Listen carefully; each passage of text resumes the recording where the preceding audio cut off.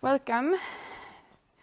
Last time we have finished von Neumann's self-replicating construction, and today we will have a brief overview of the self-replicators that were constructed after him. So if you want, it's going to be a bit of a historical overview so that you have a complete picture of what has been done. Let's say this is the last talk in the series of lectures which maybe feel less mathematical. Today we will maybe have one definition and 0 theorems. If you want, we are basically going to be artificial biologists that will just overview a series of self-replicating creatures, but starting from next week it's going to turn more into classical mathematical blackboard lectures again, so if you missed those, don't despair. They will be back. So what we ended up with was, let's say, a few criteria that we only introduced informally of what a self-replicator can possess as properties. So it can be computation universal, construction universal, or it can have evolutionary potential. And we discussed this heuristic implication that construction universality already offers some logical pathway for evolutionary potential. Like if you mutate the tape in the right way, you can, it can result in an offspring of larger complexity, and there's no a priori upper bound because we have a universal constructor. Good. So let's say after the work of von Neumann, we can characterize a series of works as the second wave of CA self-replicators. And the goal here is really to preserve the exact same logical organization as von Neumann did. So in particular to preserve construction universality, but to simplify it. So essentially we have described all the building blocks in order to get a self-replicator, but in the 1940s it was obviously infeasible to actually observe the full self-replicating cycle in a simulation. So one particular goal was to simplify the construction enough such that it can actually be implemented. And it actually took some good 60 years before that was successful. So let's take a step back and think about what does simplify really mean. We can naively just say, well, simplifying means building a cellular automaton and a pattern within its configuration which can self-replicate and which is substantially smaller than von Neumann's original replicator, which was estimated to have tens of thousands of non-quiescent cells. And if you have been present to the last exercise set, maybe the last exercise made you thinking that merely the size would be a very naive metric for the complication of the construction for the following reason. You can imagine the two-dimensional grid, and you can somehow coarse grain it. For instance, you can imagine a larger grid where now every cell contains a 2x2 square of the smaller original cells. And you can group them together and now pretend that they are just one bigger cell. So if the original state space was S, the state space after you kind of coarse grain will be S to the power of 4. But all the patterns you have seen will be reduced in size by a factor of 4. So you can somehow artificially reduce the size of the replicator as much as you want, just by grouping together more and more cells. But somehow the complexity is the same. We're just hiding it away from the size of the pattern into the CA rule table somehow. Because now in order to specify the rule table, you have many more potential configurations because you have enriched the state space. So I am not going to give you a formal criterion for how to measure the complication of a self-replicator's construction, but I just want to highlight that you need to take into account two factors. One is the actual size of the replicator, and the second one is let's say, the size of the cellular automaton. So what does the size depend on? Well, somehow it should depend on the dimensionality, but also on the size of the state space and on the size of the neighborhood. And as you will see in today's exercises, there is yet another trade-off between the neighborhood size and the richness of the state space. Essentially the same ideas of coarse grainings will lead you to an observation that if you have a CA with a huge neighborhood, you can coarse grain and group together cells in such a way that you will obtain a new CA with the exact same dynamics but with a much smaller neighborhood. So you can hide the size of the neighborhood also into enriching the states more. But what seems to be a pretty good, let's say, metric which takes into account both is merely just, let's say, estimating the number of entries that you need to specify the local rule F. So if you really need to specify every possible combination, you get something like s to the power of s to the power of n entries you have to specify. But as we have seen, we don't have to really specify each possible neighborhood configuration in von Neumann self-replicator. That's because during the self-replication process, it is not the case that every possible combination of states will occur in that simulation. The design is such that there are only certain allowed configurations that will appear.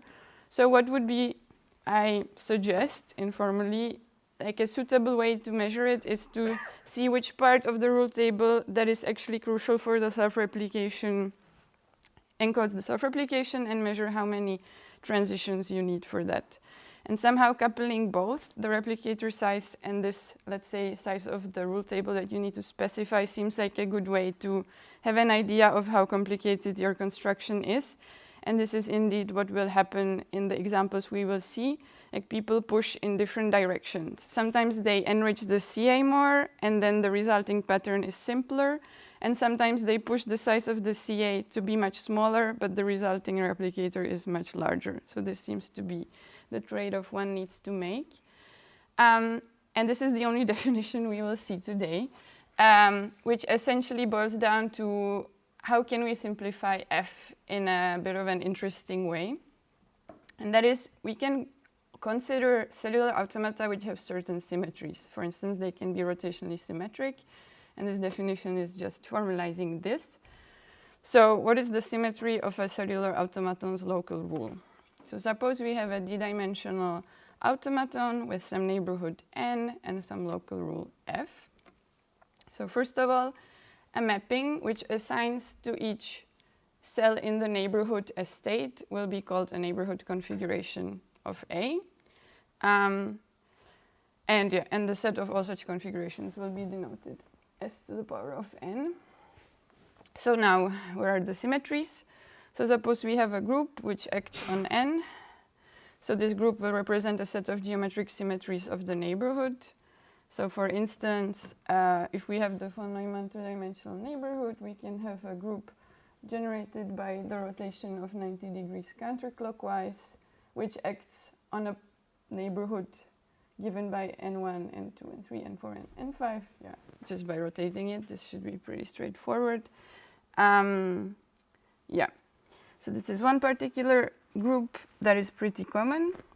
And this particular action induces an equivalence relation on the set of neighborhood configurations. So if you have two neighborhood configurations, we will say that they are equivalent with respect to this group G. If there exists some element from the group such that you can get one configuration by first rotating the neighborhood and then looking at what's the next configuration. So for instance, if we have states 0 and 1, these two neighborhood configurations will be equivalent under the group of rotations. And then we simply say that, that a cellular automaton is invariant under the symmetries induced by G if whenever you have two equivalent configurations, their outcome is the same. Yeah, of the local rule. The outcome of the local rule is the same. So in some sense, this is, and yet again, if you construct a cellular automaton that is, let's say, invariant under the group of rotations, you have simplified the rule table because now you do not need to specify every possible configuration. You just need to specify the outcome for every representant of each equivalence class given by this equivalence relation, right? So for instance, game of life is clearly rotation invariant.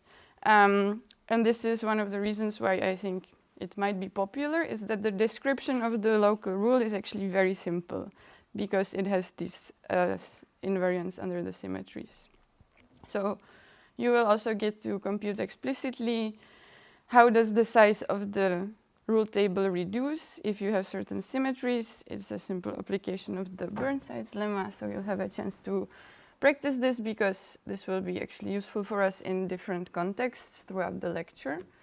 Yeah, and with this being said, I think we are ready to look at the second wave of CA self-replicators.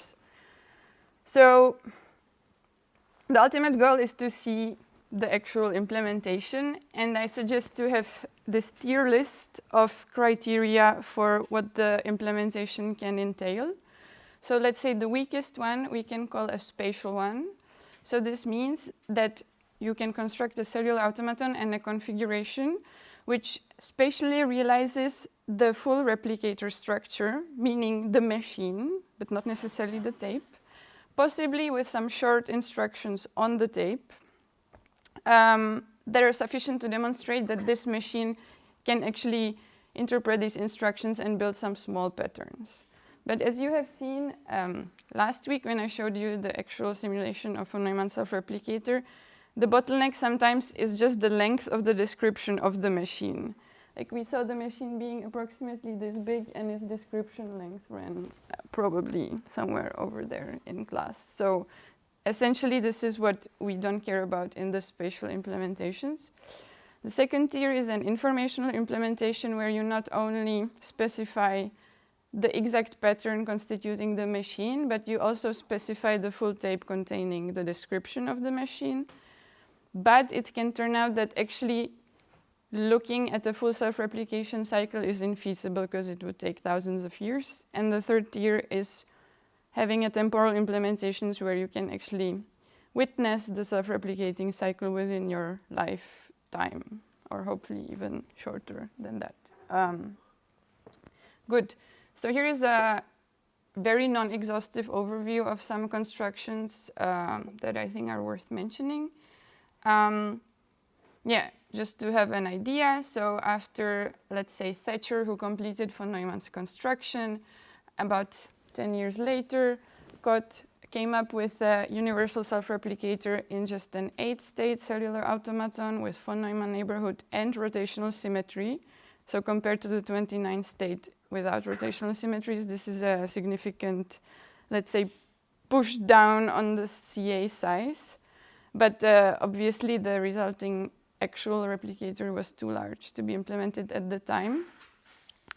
However, this was later, well, significantly later, dealt with by Hutton, who, for instance, identified that even though the core ideas of code were correct, it's actually a very complicated construction, so there were some small issues with it, and he corrected them and provided a full informational implementation that you can find in Golly, though the full replication cycle is estimated to take in the order of thousands of years.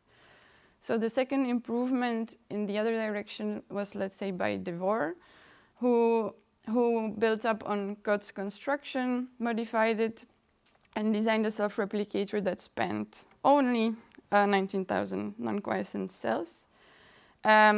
So I think it's actually hard to find published work by Devore, but I think the temporal implementation he gave came much later in the 90s, and the replication cycle is estimated to take around 10 to the power of 11 time steps.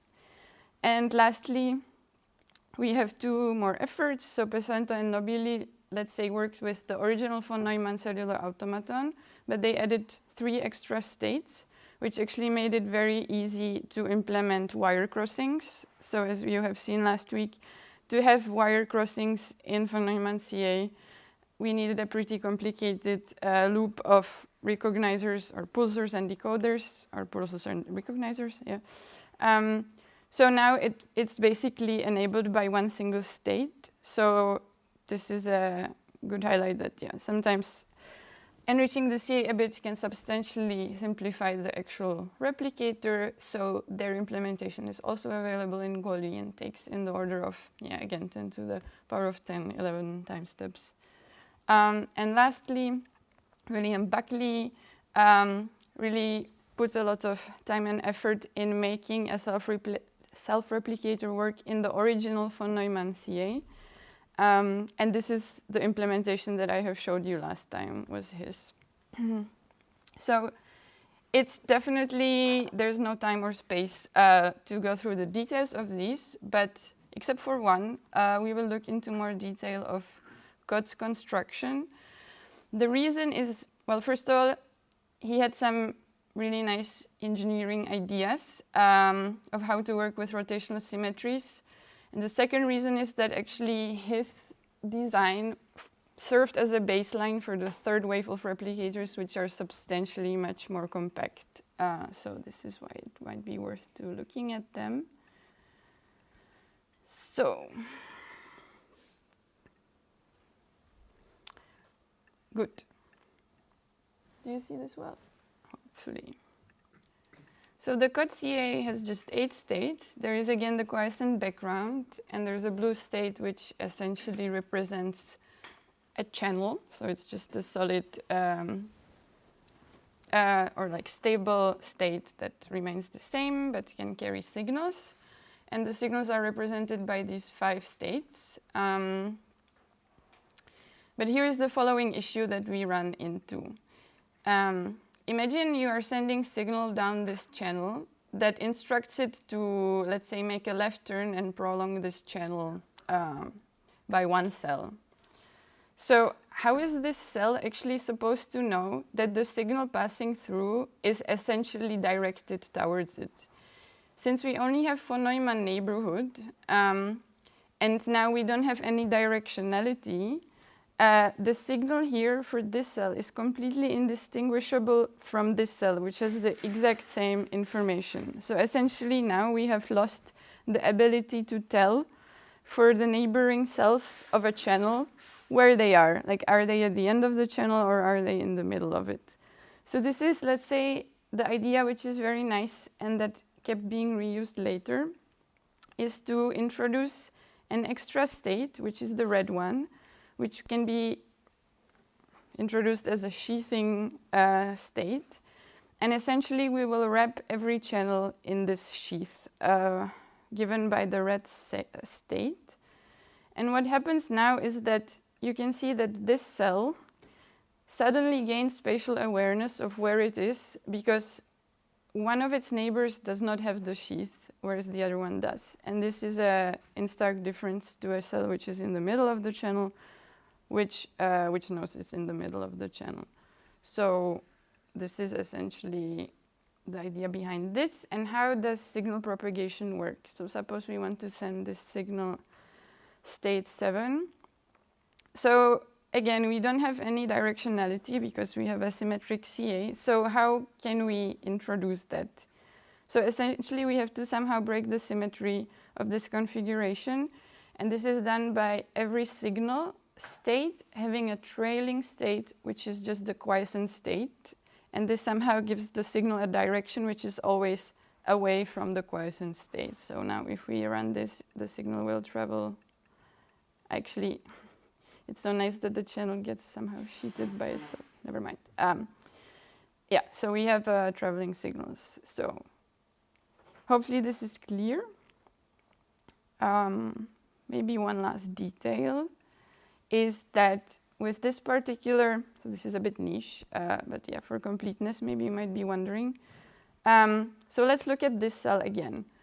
We already know that it somehow has the spatial information knowing that it's at the end of a channel, but actually there is one scenario which this cell is not able to distinguish, and that is it does not know whether it's truly at the end of a channel, which is this scenario, or whether it is just at a corner of a channel turning right.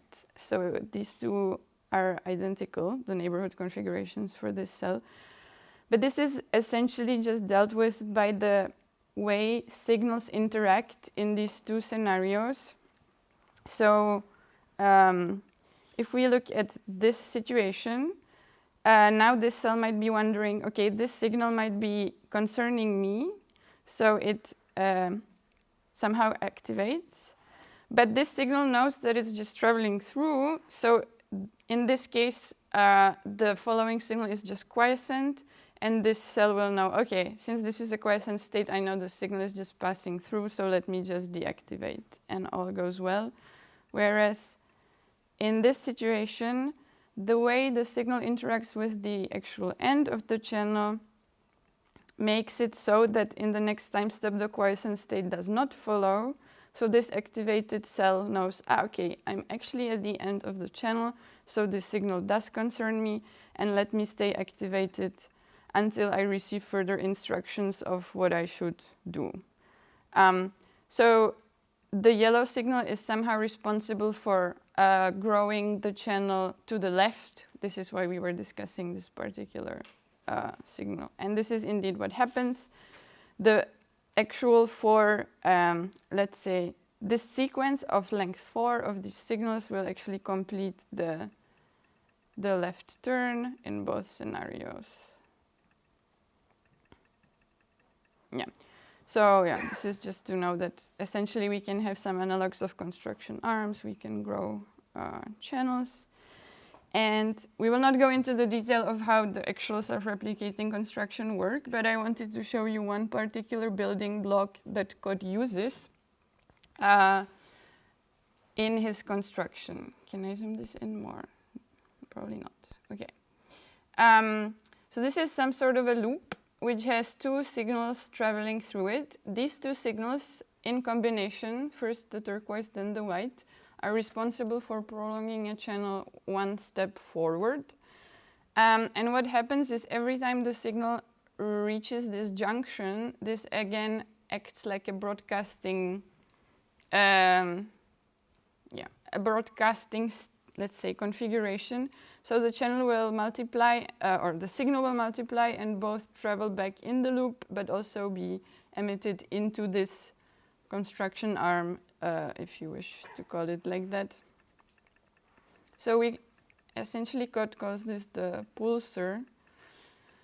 And this particular design will be the baseline for all the constructions we will talk about in the third wave of self-replicators. So hopefully on some level it's clear what's going on here. Do you have any questions?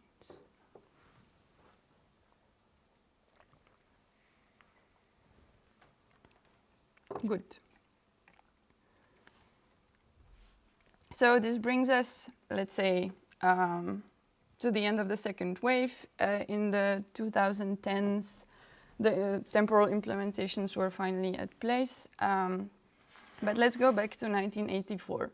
So at this time, there was still no implementation of a self-replicator in an artificial environment, not even a spatial one. And let's say Christopher Langton was a scientist whose aim was to actually construct much more compact self-replicators, making the following trade-off. So essentially, if we sacrifice some functionality of the replicator, for instance, we sacrifice being computationally universal and construction universal, we can hope to build patterns that are self-replicating, but much, much smaller. So just a bit of a historical window, Christopher Langton is sometimes deemed to be the founder of the field of artificial life. He did organize the first conference on the synthesis and simulation of living systems in 1987, and he's the first one who coined the term artificial life. Though we can see that before him there were other figures, for instance, von Neumann, who had similar aims. So how does this work? Let me first just show you the actual Langton loop.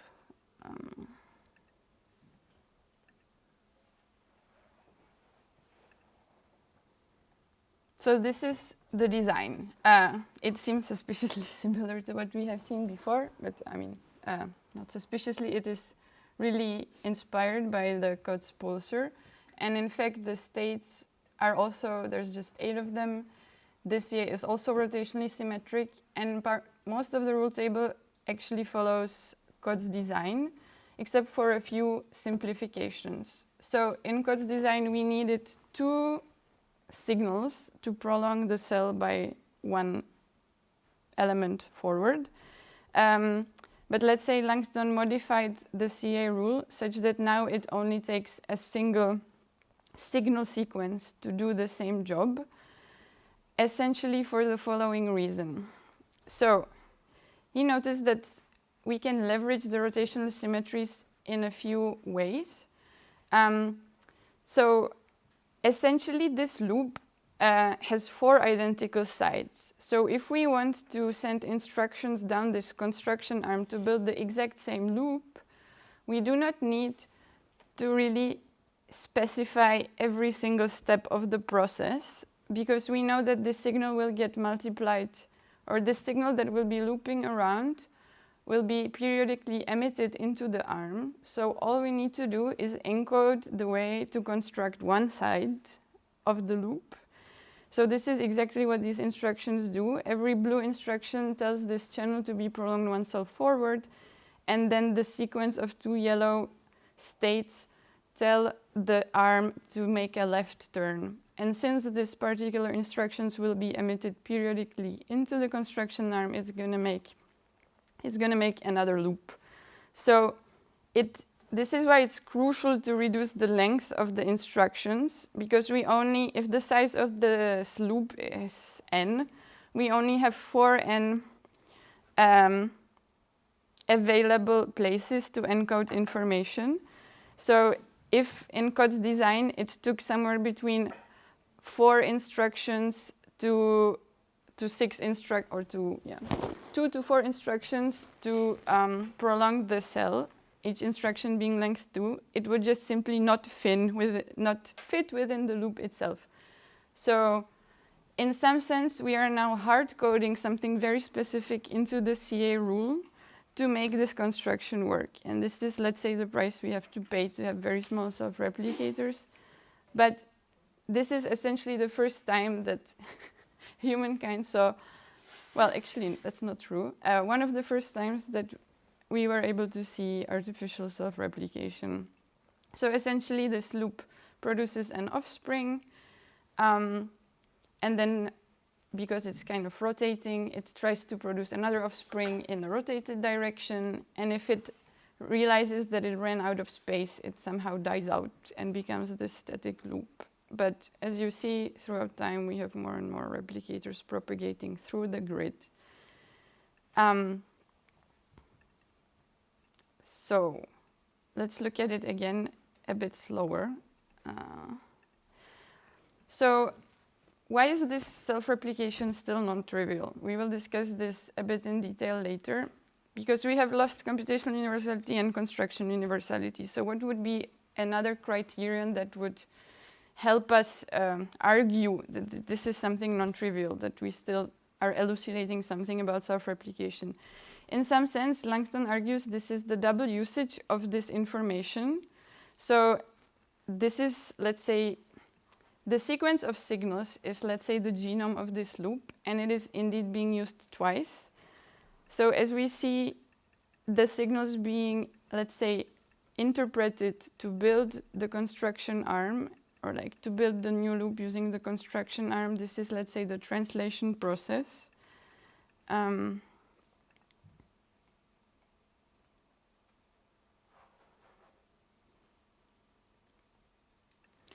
And now you can see that this signal traveling through will not be interpreted anymore and will serve as, or actually I think this is the last side. Yeah, actually this one will still be interpreted.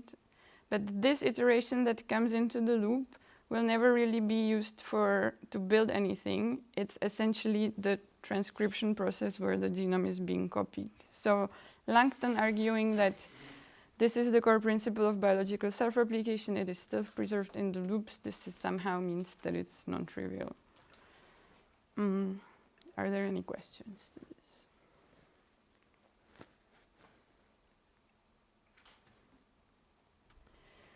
So this is paraphrasing Langton's argumentation. Even though universality is a sufficient condition for genuine, non-trivial self-replication, it is not a necessary one. And it seems intuitively right. But the trouble is that he's bringing yet another informal notion to our bag of properties that self-replicators can have, and that is, what does it really mean for self-replication to be genuine or non-trivial? So this is our bag of properties a self-replicator can have. And just to highlight the difference that might cause a lot of trouble, if you were to construct your own self-replicator, you will have to somehow argue this. This, what you see, is, let's say, a canonical example of something that would be deemed as trivial self-replication. And it is, in some sense, the cellular automaton model of crystal growth. So here you see a two-dimensional CA with just two states, and you can see the black state essentially self-replicating at every time step in all four directions. So it's eventually going to fill the whole space.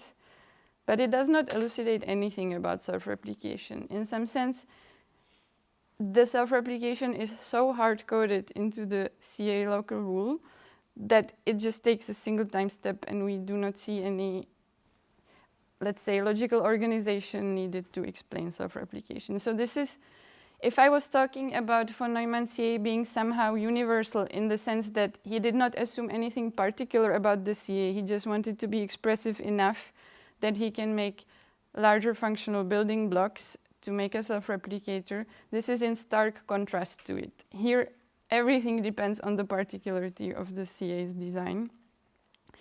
And the trouble, or let's say the difficulty in general, comes from how to draw a formal line between examples of this sort and examples of the von Neumann self-replicator, which intuitively seem non-trivial.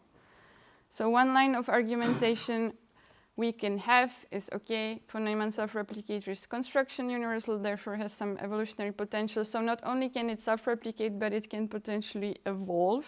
And this is really what makes it non-trivial. But this is, again, an informal set of implications because we never really formally specified what construction universal means either.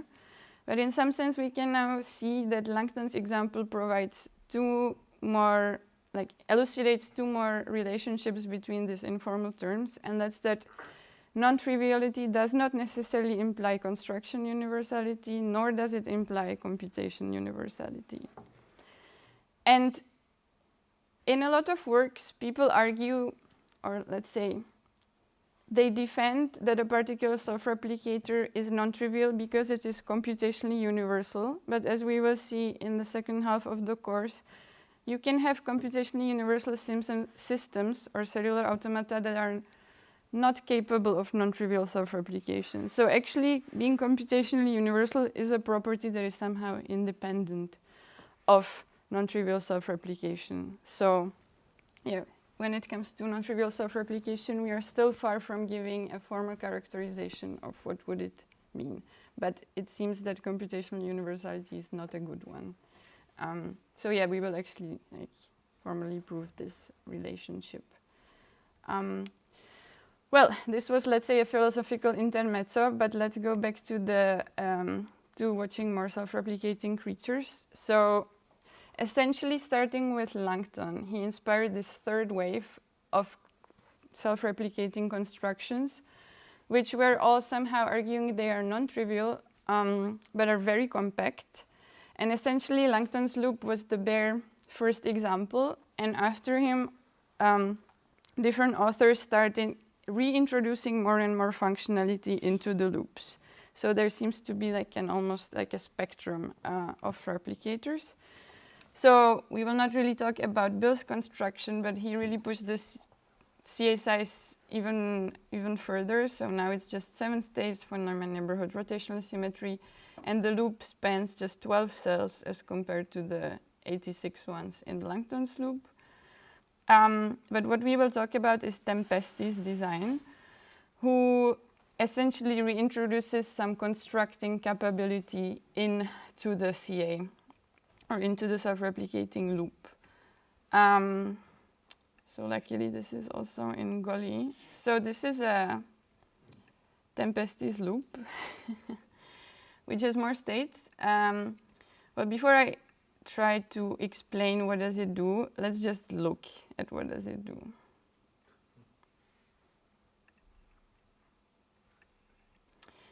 Great. I don't even need to explain at this point. So this loop is able to self-replicate. Actually, it does it in all 4 directions at the same time. Again, this has to do something with some symmetries. This is not the right loop. Tempesty. Good. And on top of it,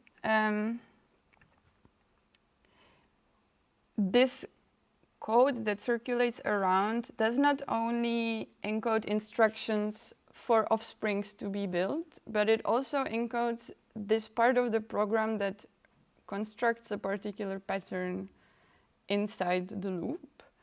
So this is a fun fact that I learned last night as I was preparing this lecture that made me very happy.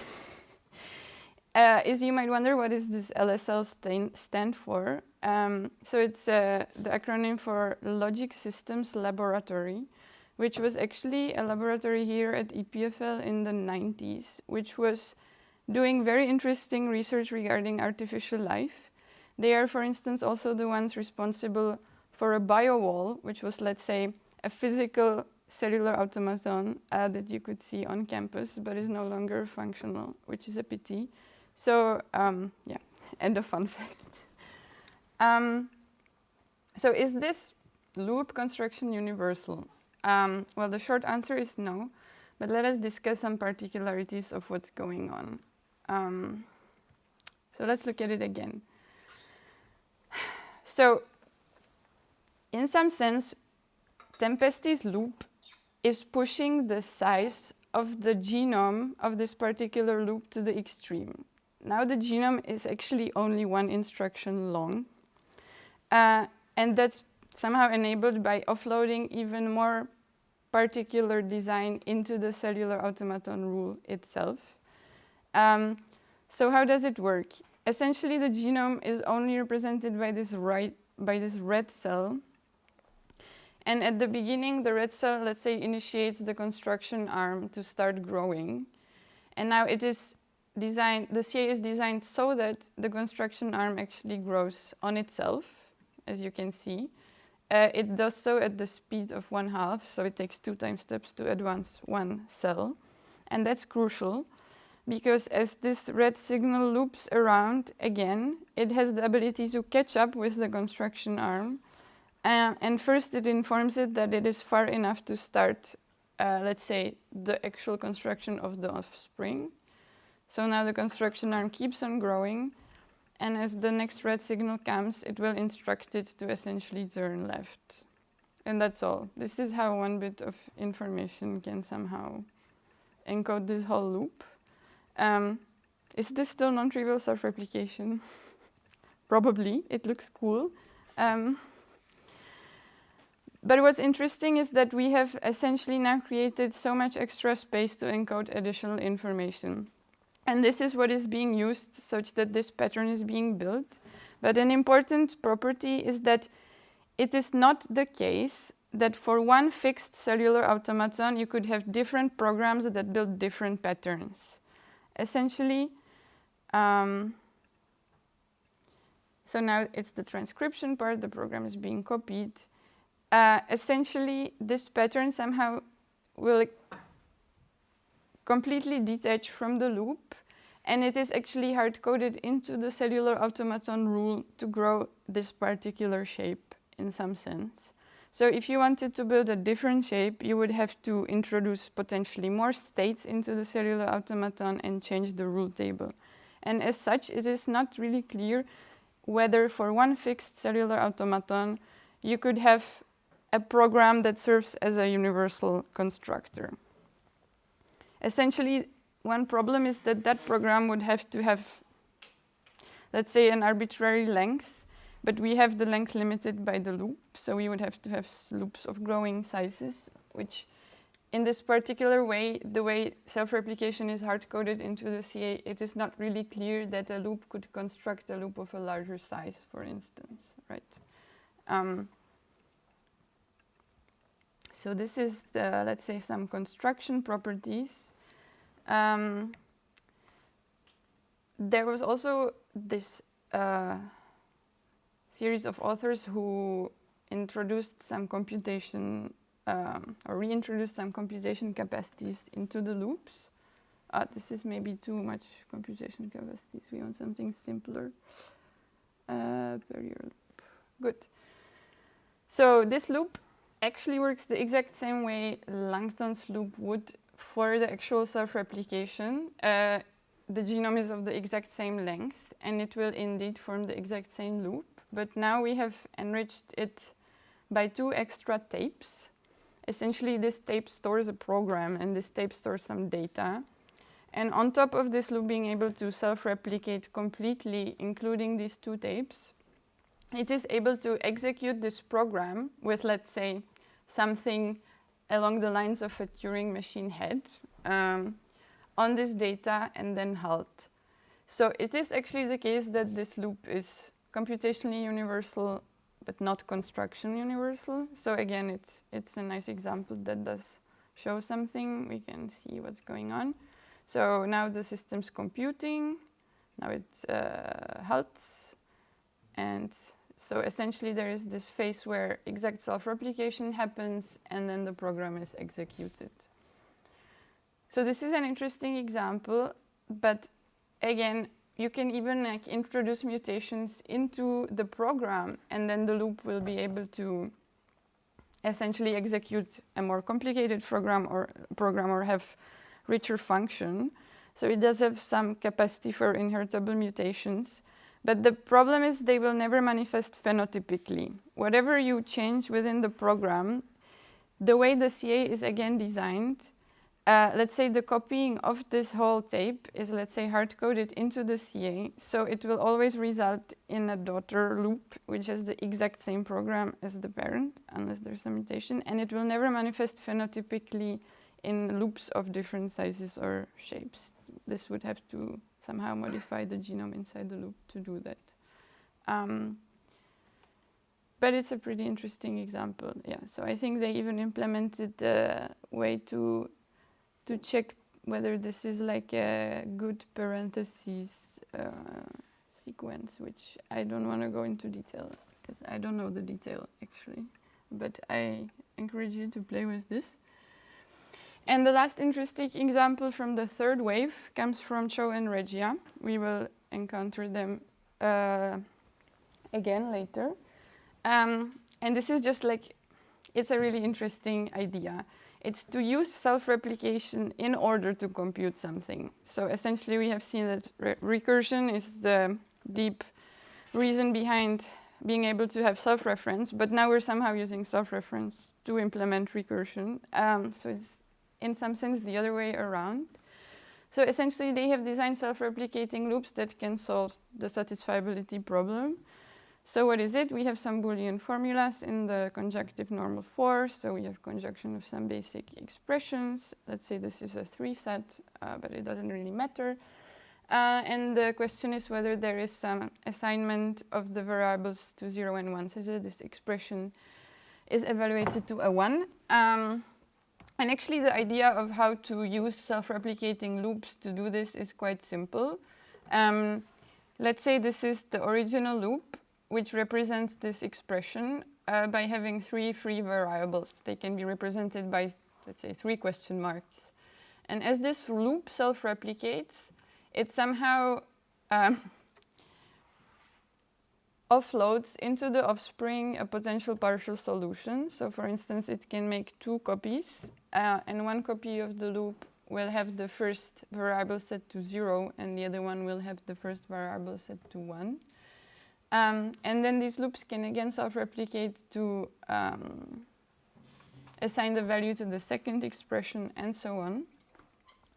And let's say they have designed the cellular automaton such that on the background of these self-replicating loops, there are some propagating patterns that are, let's say, the testers. Each pattern, let's say, corresponds to one particular parenthesis expression. And if the loop encounters that tester, it will be annihilated by the tester if it does not represent promising partial solution. So in this sense, the loops that that represent solutions that will not lead to a satisfiable one, they will eventually die. So after a while, the surviving loops will be exactly the valid solutions to the problem. It's not a feasible, or it's not a particularly efficient way to do it, but it's an interesting way. Yeah, so paraphrasing the line from the paper is that each replicant receives a distinct partial solution that is modified during replication. So this in some sense, yes? Was this just an idea or was this implemented? This was implemented. But again, it's not implemented in Goli, it's actually, but the authors did attach some files, but I don't know if they still work, but it could be easily implemented. But the detail, or the devil lies in the detail, essentially, it is not that one cellular automaton is able to accommodate loops that can solve an arbitrary formula. It's more like the loop is a pretty general design, but it is the tester that is somehow hard-coded into the CA rule that propagates through the space that kind of represents the actual formula. So essentially, the quantification goes like this. For every formula, there exists a CA which has this loop design which solves that particular problem. So this summarizes. Oh, we went completely overboard. So let's take a break.